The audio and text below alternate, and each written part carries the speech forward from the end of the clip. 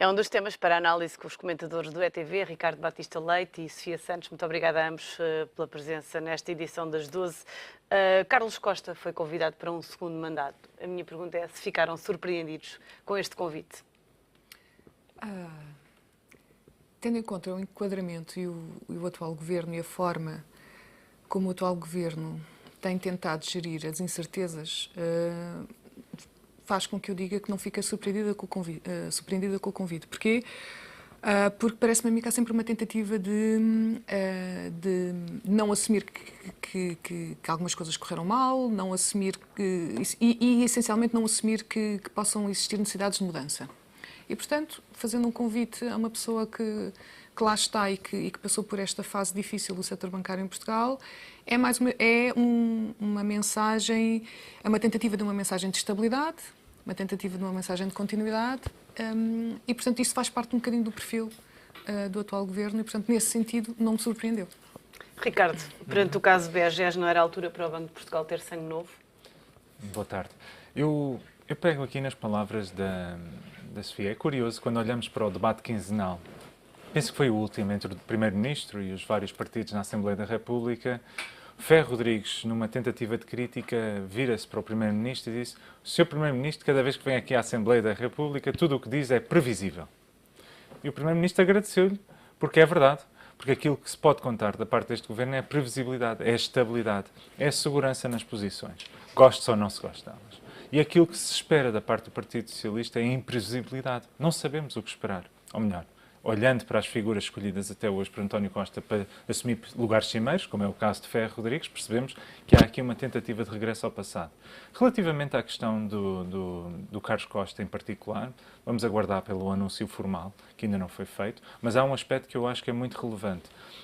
Foi assumido por parte da maioria que um princípio, que aliás até foi o Partido Socialista a sugerir que o governador fosse ouvido na Assembleia da República, aliás, foi hoje publicado precisamente no Diário da República a lei que obriga a que essa audição seja feita. E o PS diz que está à espera dessa audição. Promete ser quente. Mas o mandato de Carlos Costa termina no final de junho, a lei já está publicada e, portanto, o mais natural é que antes da nomeação seja ouvido e que será ouvido certamente na Assembleia da República conforme a lei. E foi isto que o Primeiro-Ministro disse no fim de semana. Acho que as pessoas não perceberam, apenas entenderam na perspectiva de que o Governo cumprirá aquilo que está na lei, que é nomear o Governador. Mas podia ter escolhido outra pessoa. É evidente que podia. É pressuposto legal poder fazê-lo. É curioso, quando olhamos para o passado, percebemos hoje que o Banco de Portugal não é o mesmo Banco de Portugal do que há uma década atrás. Falávamos disto ali fora um pouco. E hoje o Banco de Portugal, de facto, tem outro tipo de desafios. Vê-se com menos poderes, também é um facto. O Banco Central Europeu tem um papel muito mais relevante. E é preciso perceber que foi neste contexto que Carlos Costa assumiu a liderança. Eu acho que, comparativamente, por exemplo, com Vítor Constâncio, que, como se recordarão, foi premiado para vice-presidente do Banco Central Europeu, depois de ter ignorado o colapso do BPN durante anos a fio neste país, tivemos um Carlos Costa que tentou gerir uma situação, entre várias outras, a situação do GES-BES, que foi, de facto, a mais polémica. Será que o Banco de Portugal não teve culpas no cartório? O relatório da Comissão de Inquérito detecta que, de facto, havia questões que podiam ter sido ultrapassadas de outra forma. Mas, de um modo geral, e ouvindo até os banqueiros dos vários bancos do sistema bancário, que aliás são os principais prejudicados do projeto de resolução, na medida em que terão que ser eles a suportar financeiramente uma eventual aquisição abaixo do valor injetado pelo Estado, são os próprios a dizer que, dentro do panorama, o Carlos Costa fez o trabalho possível. Mas também não lhe parece que Carlos Costa está aqui a ser premiado? É porque a oposição acusa exatamente este governo de estar a pagar um favor a Carlos Costa por ter assumido a responsabilidade da resolução do BES. A única pessoa que eu me lembro de premiado depois de sair de governador do Banco de Portugal foi, de facto, Vítor Constâncio, que toda a gente, incluindo o Partido Socialista, concordou que fez um péssimo trabalho e, então, o que é que se faz a uma pessoa que fez um péssimo trabalho? É enviá-lo para vice-presidente do Banco Central Europeu, para trabalhar com Mário Draghi. Bom, mas isso é outra questão. Eu acho que, em relação a Carlos Costa, há aqui uma necessidade de garantir alguma previsibilidade na gestão do Banco de Portugal e, para também terminar todos os processos que neste momento estão em curso. Em particular, a questão dos GES. Argumentos para Passos Coelho ter convidado novamente Carlos Costa. Eu desconheço os argumentos, aliás, desconheço sequer o anúncio formal. Tem havido várias notícias que têm avançado com esta notícia, que me parece provável, e que eu acho que deve merecer da nossa parte uma cada vez maior exigência da parte dos órgãos. Agora, eu acho que Carlos Costa, olhando para estes anos que esteve à frente do Banco de Portugal, conseguiu, e olhando para o caso BES-GES, conseguiu, apesar de tudo, que se decidisse pela resolução, se decidisse pela... Foi uma decisão criticada por ser tardia. É evidente que foi criticada. Há depois quem do outro lado diga, bom, mas ele teve que fazer uma gestão cautelosa de modo a salvaguardar a confiança dos depositantes para evitar o run to the bank. Enfim, há aqui várias... A verdade é esta. Aquilo que se fez nunca tinha sido feito antes. A verdade é que também houve muita gente que perdeu dinheiro com o BES e que possivelmente nunca vai recuperar. E aí leva-me à questão dos desafios futuros. Eu acho que há aqui alguns aspectos que eu gostaria de ver resolvidos e penso que a audição ao Carlos Costa será muito importante. Particularmente, só para dizer isto, a questão daqueles que foram prejudicados com o papel comercial, objetivamente, eu acho que o Banco de Portugal tem que encontrar aqui uma solução. Há situações que são inaceitáveis, envolvendo pessoas que têm as suas poupanças familiares completamente empenhadas neste processo. Porque a verdade é que também Carlos Costa incentivou a que se fosse o aumento de capital. Enfim, com esta recondução no cargo, não lhe parece que fica em causa a confiança no governador, no Banco de Portugal? Não lhe parece que tem uma imagem já demasiado descredibilizada perante a opinião pública? Pois, aí era a outra parte da pergunta, não é? Quer dizer, se me surpreende, não, mas e justifiquei porquê, mas então será que esta foi a continuidade desejada? Isso leva-me a outra pergunta. O que é que surpreende mais? Foi o convite ou foi o facto de Carlos Costa aceitar? Eu acho que me surpreendeu mais ele ter aceito o convite, sinceramente. Fazer um convite acho que se encaixa muito bem no perfil deste governo, não é?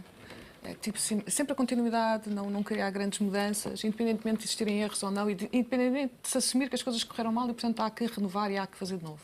Depois, aceitar é que, de facto, aí surpreendeu-me, que me faz questionar porque é que, de uma forma geral, porque é que as pessoas ficam tão agarradas aos lugares que, em dada altura na vida, têm acesso, podem mudar, podem fazer outras coisas, mas, enfim, esse é outro detalhe. Sim, ou seja, acho que mantendo Carlos Costa à frente do Banco de Portugal, poderá transmitir à população em geral algum nível de incerteza e, pelo menos, quando algo corre mal, é bom sinal que se mude, não é? Porque está-se a transmitir a informação de que houve um reconhecimento que algo correu de errado, então vamos mudar a pessoa. Quem dá a cara é assim. Vamos mudar a pessoa para tentar transmitir a ideia de que, afinal, reconhecemos um erro e então trazemos uma nova abordagem, uma nova... Isso não acontece. E, portanto, aí eu concordo que possa originar uma continuidade de algum grau de desconfiança ou de falta de confiança, mais falta de confiança por parte da sociedade em geral e dos clientes e mesmo dos próprios funcionários do setor bancário, que muitos deles não sabem exatamente o que é que vai acontecer amanhã. O sistema todo está em plena revolução e estão previstos novos despedimentos e novas estruturações, mas isso é um processo pelo qual a banca portuguesa, por exemplo, já devia ter passado há 10 anos atrás, mas há 10 anos atrás estavam a criar balcões para fecharem 10 anos depois. E, portanto, estamos aqui numa fase de completa mudança funcional do setor e, se calhar, aproveitando esta mudança mesmo estrutural e funcional, orgânica do setor bancário, seria talvez uma boa oportunidade para trazer alguém, eventualmente, um bocadinho mais aberto à mudança e que, de certa forma, colocasse o passado, colocasse um ponto final no passado, coisa que, mantendo o atual governador, o passado não vai ter um ponto final, vai sempre continuar na história das intervenções de Carlos Costa. Carlos Costa fica praticamente sem margem nenhuma para falhar no segundo mandato? Não sei, quer dizer, neste país tudo é possível. Acho que já vimos situações em que achávamos que as pessoas iriam, obviamente, admitir-se ou forçadas a tal, e isso não acontece. Portanto, nada me garante que, de facto, ele não possa cometer mais erros, ele, a sua equipa, a estrutura, e depois encontrar justificativos. Portanto, não vejo assim. Parece-lhe que não havia mais ninguém no país com perfil para governador do Banco de Eu Portugal. acho que havia mais pessoas no país. Acho que ele não é o salvador último do setor bancário. Há muita gente a trabalhar em termos internacionais e fora, com experiência na banca em diversas áreas e, portanto, há pessoas séniores com experiência no setor que poderiam, obviamente, assumir o cargo. Ricardo. Eu penso que, do ponto de vista de ciclo de matérias que estão em cima da mesa, será também justo garantir-se que esses processos sejam concluídos. E, a meu ver, pela sensibilidade dos dossiês que estão abertos, particularmente o GES-BES, também se falou muito do processo sobre o qual ainda temos pouca informação, do processo de Montepio. Há aqui alguns processos que, a meu ver, são dossiês sensíveis, estruturantes para a economia nacional, estruturantes para o setor bancário e que devem ser fechados por quem os abriu. Acho que uma mudança nesta fase poderia trazer alguns riscos, sendo certo que essa não mudança na liderança não deve impedir as mudanças na estrutura e na adaptação do Banco de Portugal a esta nova realidade e nesta nova relação com o Banco Central Europeu e com as instâncias internacionais, que é uma realidade completamente diferente do que há uma década atrás. E, portanto, eu espero que seja possível a tal renovação na continuidade. Percebe-se que Carlos Costa tem uma imagem que ficou descredibilizada perante a opinião pública. E como é que fica a imagem do Governo e do Primeiro-Ministro em particular? Não lhe parece também que o Governo tem ainda que dar algumas explicações sobre todo este processo, nomeadamente, por exemplo, quais são os custos, aliás, que o Estado pode ter se perder muitos dos processos que estão neste momento em tribunal? Eu penso que o que o Governo conseguiu na sua relação com o Banco de Portugal foi demonstrar que encontrou as soluções possíveis perante situações muito complexas. E, neste momento, estão os processos a decorrer. Eu acho que nós temos que aguardar. Acho que falar-se que houve um desgaste fruto da complexidade das situações. Voltando ao caso BES, foi o caso disso. Agora, a pergunta aqui que se coloca, Sandra, na minha opinião, é: o que é que se devia ter feito diferente? Ou o que é que se poderia ter feito diferente à luz dos factos, àquela altura? E a verdade é que eu acho que naquelas situações em que foram tomadas determinadas decisões e ponderados os vários fatores e os vários riscos em cima da mesa, tomaram-se as decisões possíveis e eu acho que... Mas houve muitos erros pelo caminho. Eu penso que é fácil também fazer essa avaliação a posteriori. E acho que, quando falamos de erros, estamos a falar muitas vezes 2, 3 meses de adiamento de decisões, que é aquilo que basicamente diz o relatório da Comissão de Inquérito, que poderiam ter sido antecipadas.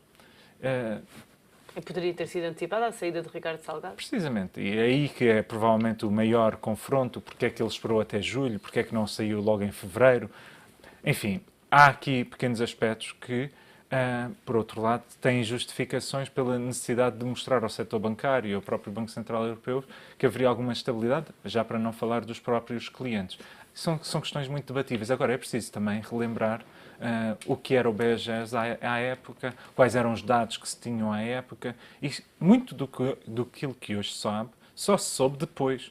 E, portanto, houve aqui falhas a vários níveis, eu reconheço isso, e levou a que algumas decisões, se calhar, não tivessem sido tão informadas, como eu acho que, olhando para o futuro, com aquilo que se aprendeu com este processo, não voltará a acontecer. Mas ao nível da informação pública disponível, e mais uma vez eu refiro aqui um estudo que foi feito por uma organização inglesa, CCP Foundation, e que o estudo chama-se Conduct Costs, e que os dados estão disponíveis na internet, em que também estão lá incluídos os dados de bancos portugueses, e que, no fundo, este estudo identifica os custos de conduta da banca em vários países, e tudo com base em informação pública disponível. E olhando para esses dados, olhando para os dados dos bancos em Portugal que estão analisados, identifica-se que o BES, desde 2011, tem um conjunto de coimas a pagar por incumprimentos, vá lá, de aspectos que poderiam ser considerados éticos, que eram indícios de que algo de errado estava a passar.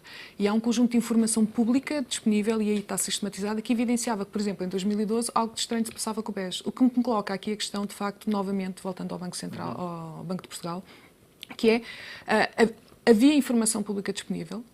Há uma imensa falta de informação sistematizada para o público em geral sobre a banca. Nós não conseguimos identificar, não existe nenhuma base de dados pública que diga quais são as coimas que os bancos estão a pagar e por que motivo. A CMVM tem isso para as empresas cotadas, mas nem todos os bancos estão cotados, não é? E, portanto, comparando Portugal com outros países, o nível de transparência sobre o funcionamento do setor bancário é inexistente em Portugal. É uma completa ditadura dos dados em que não existem.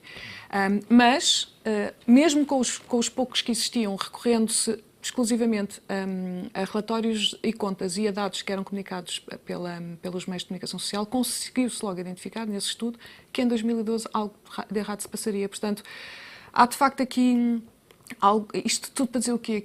Para dizer que eventualmente o Banco de Portugal tem de começar a analisar de uma forma muito mais corrente, objetiva, pragmática, diária, a contabilidade bancária dos bancos, tentar perceber exatamente onde é que são escondidos os temas, porque isso é possível identificar e neste tal estudo evidencia que, afinal, com grandes números se conseguia identificar já em 2012 que o BES estava a fazer algo de estranho. Se em 2012 se conseguia identificar isto, como é que foi permitido em 2014 um aumento de capital e o incentivo à aquisição? Pois, isso leva-me à questão das estruturas intermédias do BES que são obrigadas a fazer precisamente esse acompanhamento diário dos bancos. E é uma área onde eu, não sendo especialista na matéria, parece-me que há uma necessidade de revisão falando com os peritos.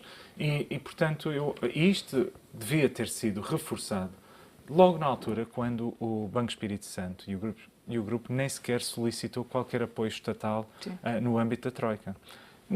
Quer dizer, qualquer pessoa acendeu os alarmes e as estruturas intermédias, como se recordarão, emitiram múltiplos pareceres a tranquilizar até pessoas com responsabilidades públicas neste país. E aí eu acho que, olhando para os desafios futuros, portanto, para além de fechar os dossiês, o próximo governador, mantendo-se o mesmo, tem esta obrigação de olhar para baixo na sua própria estrutura para adaptar, para estar melhor preparado, para que certos erros que aconteceram no passado não possam voltar a acontecer. Vamos olhar para um tema que promete dominar a pré-campanha para as legislativas, o corte nas pensões. A Ministra das Finanças admitiu este fim de semana que pode haver um novo corte nas pensões atuais. Diz que é uma injustiça cortar apenas no futuro. Eu pergunto-lhe se também não é uma injustiça cortar nas pensões em pagamento de pessoas que já reformaram toda uma vida, que esperam uma coisa e que afinal poderão vir a ter outra. Aquilo que nós estamos a viver é o início da campanha eleitoral. E, portanto, há aqui um aproveitamento de tudo o que é dito e quem o diz também tem que ter noção disso. E, portanto, análises muito técnicas sobre determinados assuntos de profunda sensibilidade política devem ser abordados com todo o cuidado. E, dito isto, eu acho que aquilo que se está a fazer para Angona não é notícia nenhuma. E explico porquê. Quando foi a questão do Tratado de Estabilidade Orçamental, que foi aprovado recentemente, nós pusemos essa hipótese, porque uma previsão de poupança... Falou-se de um corte de 600 milhões em 2016. 600 milhões de euros. Mas como é que o Governo pretende cortar esses 600 milhões? Se a Sandra me deixar, eu explico. Aquilo que foi dito é que esta era uma proposta porque tinha que ser apresentada no âmbito das regras europeias. Agora, ninguém tinha intenção, nem pode ter, de a levar adiante. E porquê? Porque a proposta apresentada pelo Governo para levar adiante era igual àquela que já tinha apresentado anteriormente e que foi chumbada pelo Tribunal Constitucional. Não é viável constitucionalmente. Não é viável, portanto, sem um apoio alargado, particularmente do Partido Socialista. O PS já disse não. Pronto. O Partido Socialista... E o próprio CDS também já se distanciou. O Partido Socialista, nesta matéria, tem sido confrontado desde o verão passado e, portanto, há um ano para cá, que o PSD tem afirmado que, pela voz do Primeiro-Ministro, que é necessário fazermos a reforma da Segurança Social. Todos nós sabemos, e se não se resolver isto, saberemos na prática daqui a uns anos, quando nós também formos reformados, somos mais ou menos da mesma geração, e, portanto, ou isto se resolve agora, ou o sistema de pensões fica completamente comprometido. Sendo que para resolver o problema do sistema de pensões exige uma reforma muito mais profunda do que foi feita em 2006, 2007 e que implica um acordo alargado com o Partido Socialista, por duas ordens de razão. Primeiro, há questões constitucionais, que eventualmente terão que ser ultrapassadas, e segundo, exige que haja uma continuidade na política de segurança social, ou seja, que não pode estar sujeito às mudanças cíclicas. Nesse sentido, eu acho que aquilo que tem que ser dito é... Primeiro que, e é importante que as pessoas em casa saibam isto, nós temos um sistema de pensões de pay as you go, ou seja, é hoje a população ativa que está a pagar as pensões de hoje também, dos atuais pensionistas. Ao contrário do que muitas pessoas pensam, que descontaram para a Segurança Social e, portanto, estão a receber aquilo que descontaram. Não é verdade. Foi um sistema montado em que quem está na população ativa vai pagando as pensões atuais. Ou que seja, à medida, devido ao inverno demográfico que aí vem, à medida que vai diminuindo a população ativa, vai diminuindo o valor disponível para pagar as pensões e há de chegar o ponto em que o valor não corresponde. Porque em 2050, se não houver aqui uma inversão da pirâmide demográfica, vamos ter 2/3 da nossa população acima dos 65 anos de idade.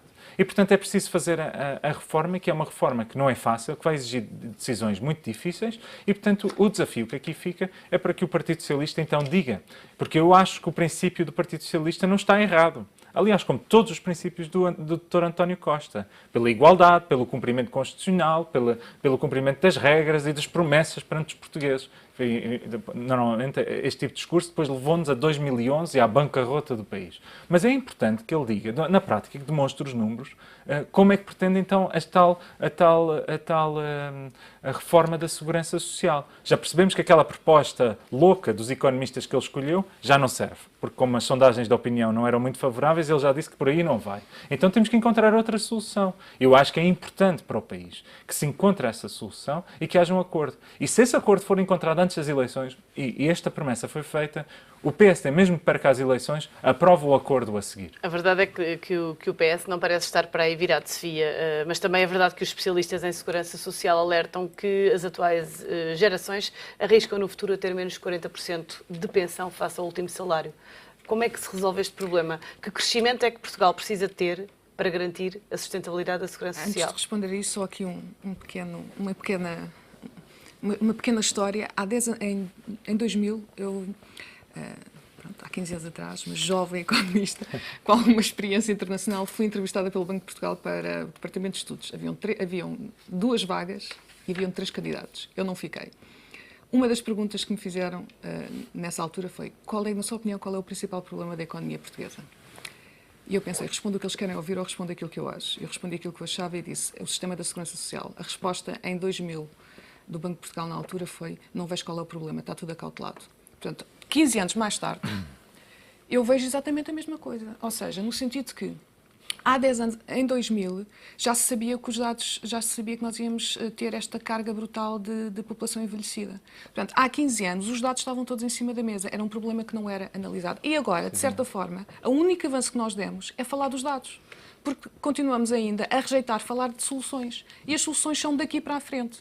Portanto, do meu ponto de vista, acho que não faz sentido reduzir pelo menos as pensões mais baixas, e mesmo as pensões mais altas também não é assim tão linear do meu ponto de vista, mas pronto, não faz sentido reduzir as pensões de hoje, faz sim sentido, de facto, a minha geração adaptar-se a uma situação futura de que não vou ter as pensões que a geração que agora é pensionista vai ter eventualmente, decorrendo do tipo de trabalho que eu tive.